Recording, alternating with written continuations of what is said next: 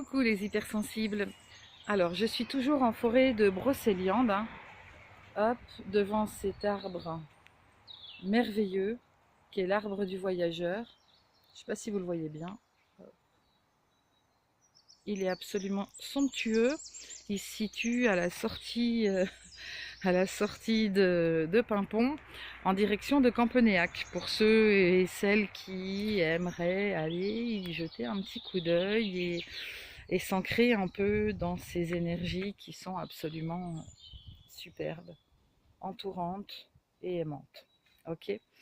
Aujourd'hui, je vais vous parler de la guidance. D'abord parce que j'en fais, et ensuite parce que je sais que la plupart d'entre vous ne voient pas l'intérêt d'une guidance, pas besoin pour mener le petit bonhomme de chemin, hein, métro, boulot, dodo, machin, tout va bien.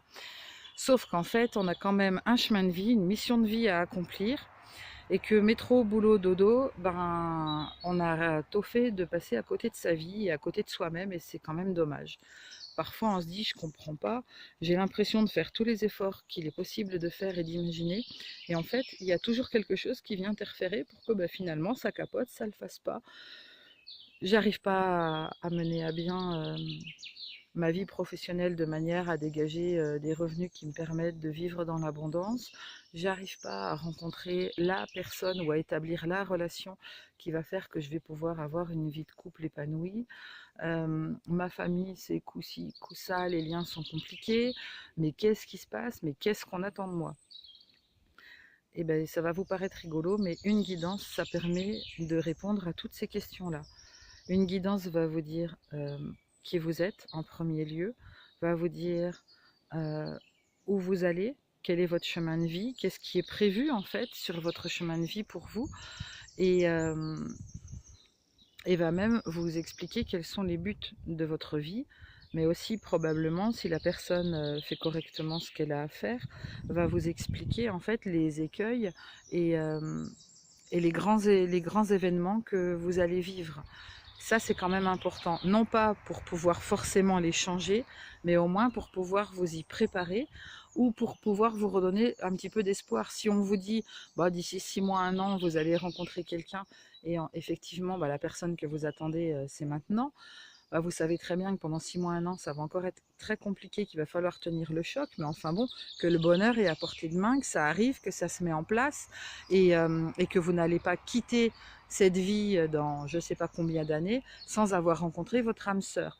Si par contre on vous dit, voilà, en fait, toutes vos relations capotent les unes après les autres, mais vous avez choisi un chemin de vie solitaire parce que vous vous êtes placé en fait en tant que, comment je pourrais dire ça, en tant que sauveur entre beaucoup beaucoup de guillemets de l'humanité, et que vous avez un rôle qui est ancré vers les autres, tourné vers les autres et non pas pour vous, et que c'est le bonheur d'autrui, mais autrui avec un grand A en tant qu'humanité que vous êtes venu réaliser, et non pas le vôtre en tant que, en tant que petite personne, en tant que petit nombril. C'est des destins qui sont complètement différents. L'émotionnel, il est le même, quel qu'on soit. On a toujours ancré en nous cet énorme besoin d'amour. Mais de savoir exactement sur quel chemin on est, ça permet finalement une meilleure compréhension. Les choses qu'on comprend, on les intègre mieux, on les accepte mieux, et finalement on les vit mieux. Parce que c'est une chose de décider d'un chemin de vie avant de s'incarner, et c'est une chose de le vivre réellement en incarnation. C'est beaucoup plus dur de vivre les choses que de les prévoir. Parce que, bon, sur le papier, comme on dit, hein, c'est facile. On peut tout écrire, hein. On peut dire, oh là, je vais faire ça, puis ça, puis ça, puis ça. Et puis comme ça, et puis comme ça. Oh, ça va être dur, mais enfin bon, je vais y arriver, pas de problème. Sauf que quand on le vit, on se rend compte qu'en fait, c'est pas juste un petit peu dur. C'est pas une toute petite colline qu'il faut escalader. Non, non, c'est la montagne. Et là, là, ça rigole plus. Donc, de pouvoir être guidé, ça permet des fois de se reconnecter à son soi profond, de se rendre compte que ce que dit la personne, ah oui, elle dit ça, mais elle a raison en fait dans ce qu'elle dit, parce que ce qu'elle dit là, ça résonne vraiment tellement bien en moi que j'arrive à me reconnecter à moi-même et à retrouver euh, toutes les explications qui me manquaient, ou pour accepter ce que je vis, pour même peut-être m'y engager encore plus, ou alors pour avoir la patience d'attendre en fait que ce que j'ai envie de voir se réaliser puisse se réaliser. Ok? Allez, sur ce, je vous fais plein de bisous magiques. Je vous dis à très vite. Et puis passez une très belle journée. N'oubliez pas de vous abonner si vous en avez envie, ça coûte rien.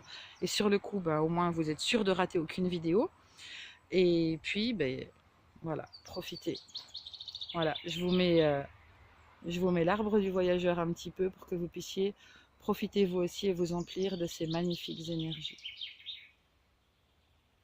Allez, bisous magiques.